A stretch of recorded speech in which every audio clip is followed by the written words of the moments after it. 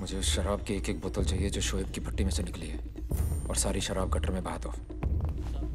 किसी को कानो कान खबर नहीं होनी चाहिए कि पुलिस का काम है।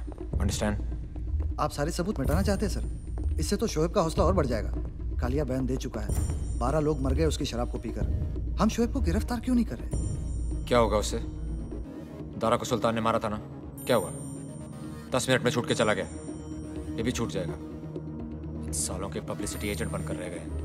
हम इन्हें गिरफ्तार करते और ये साले रिहा हो जाते हैं। मतलब हमारा सारा काम इनके कारनामों पे पर्दा डालने के लिए है। इनको तो मैं ऐसा तोड़ूंगा कि फिर कभी जुड़ नहीं पाएंगे। इनकी ताकत इनकी एकता में है। एक बार ये मिट्टी खुल गई तो सबकी गर्दन हमारे हाथ में आ जाएगी।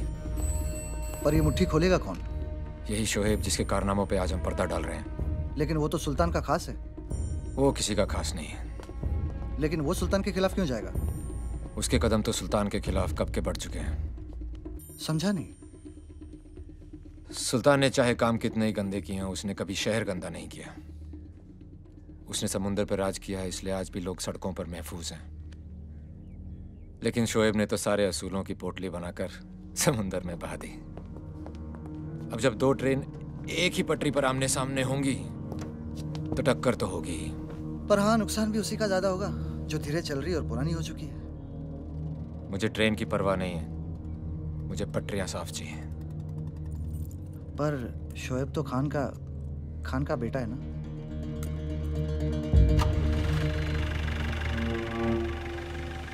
अब किसी ना किसी को तो कुर्बानी देनी पड़ेगी।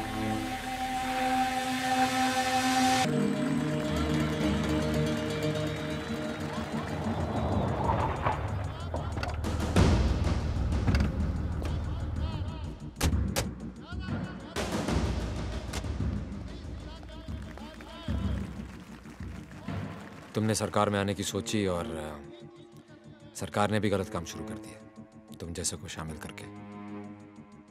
जब दोस्त बना के काम हो सकता है अग्निल साहब, तो फिर दुश्मन क्यों बनाए? आज मैंने सरकार को भी दोस्त बना लिया। अगर ये गलत काम बंद नहीं किया ना, तो ये नया दोस्त ही तुम्हें सबसे भारी पड़ने वाला है। आदमी हालात बिगाड़ने के लिए बुरे काम नहीं करता, हालात सुधारने के लिए करता है। क्या आपके इन हालात में जरूर सुधार आएगा? हर नल में पानी होगा। तुम्हारा मतलब है कि हर कोई अपने हालात सुधारने के लिए बुरे काम शुरू कर दे? सर, हर कोई गलत काम ना करे, इसलिए किसी ना किसी को तो सुल्तान मिर्जा बनना ही पड़ता है। कुछ लोगों की मदद करके तुम्हें लगता है कि तुम मसीहा बन गए? हमारी पार्टी ने आप ही के एक हमदर्द को चुना है, और वो है सुल्तान मिर्जा।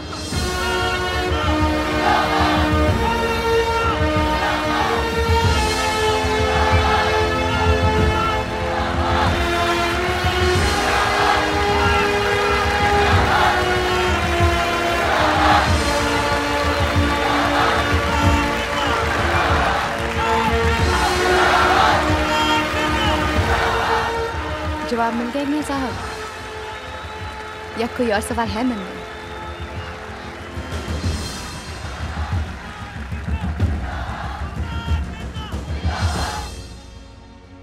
मैं जब बचपन में भाषण सुनता था तो सोचता था नेता को पत्थर मारूं और भाग जाऊं।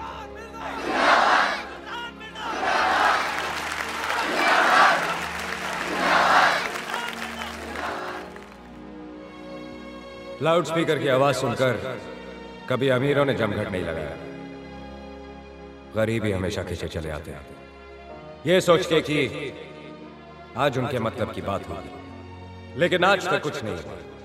वो बोलकर चुप हो गए और हम चिल्लाते रह गए। अग्निल साहब, सुल्तान को यही मारने का प्लान है। क्या?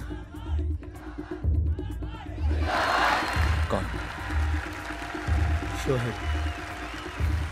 सुल्तान पीछे नहीं हटेगा, हमें शोएब को ही रोकना पड़ेगा।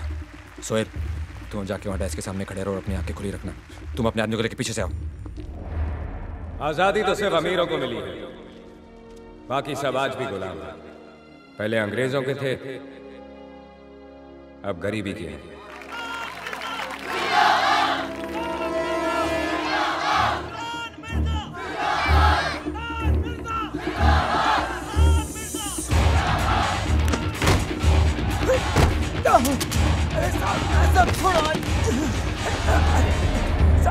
हर किताब की किस्मत में लाइब्रेरी नहीं होती। कुछ किताबें कबाड़ी की दुकान पे भी मिलती हैं। हम सब उन किताबों में से हैं।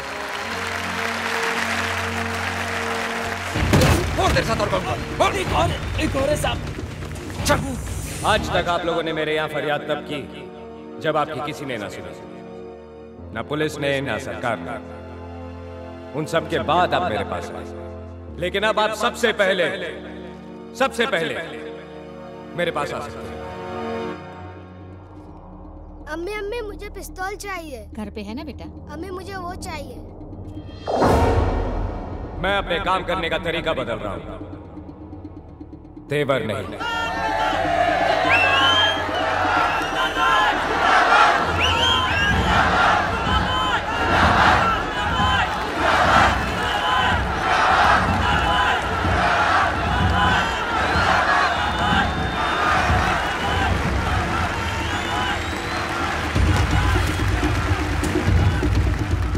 ये सारी जगह सील कर दो। सर कह रहा था 2 लोग हैं, दोनों मिल गए। खतरा टल गया सर। जब तक शोएब है खतरा है। दोनों पकड़ा गया। Plan fail. अब सुल्तान को धर नहीं पा सकता।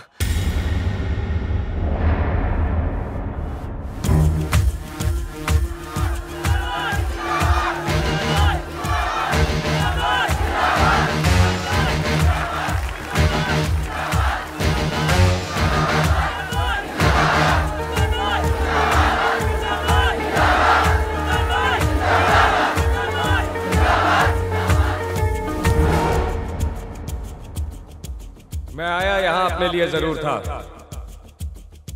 लेकिन अब लगता है जब तक आप लोगों के सपने पूरे नहीं होते मुझे भी नींद नहीं आएगी।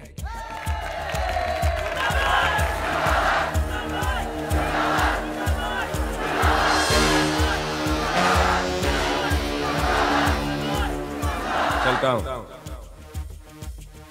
दुआ में याद रखना। सुल्तान भाई ऐसा नहीं। रेहाना जी को बुलाइए।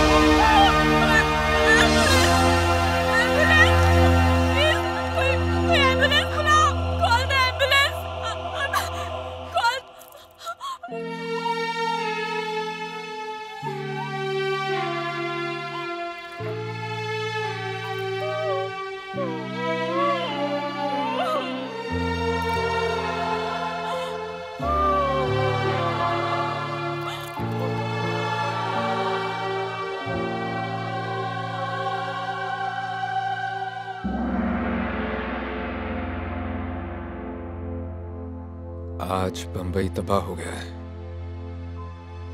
वो बंबई जो सुल्तान की महबूबा थी, जिसे शोएब अपने काबू में रखना चाहता था, और मैं महफूज।